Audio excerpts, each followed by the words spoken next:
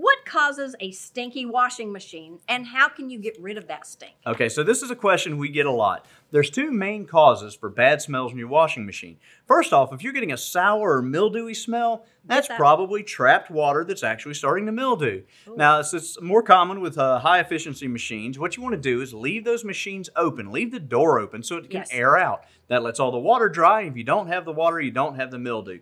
Just make sure that you leave the washing room door closed if you have pets or kids. I mean, safety first. Good idea. Now, the second one, and again, you see this more with HE machines, is buildup. You get a buildup of chemicals around the things. You see it on the door gaskets and down in the tub. Yep. This is things like softening agents, some of the surfactants, skin cells, body oils, all this stuff forms deposits. So you're basically washing your clothes in that then. Yeah, if you're not cleaning your washing machine, you are. No, thank you.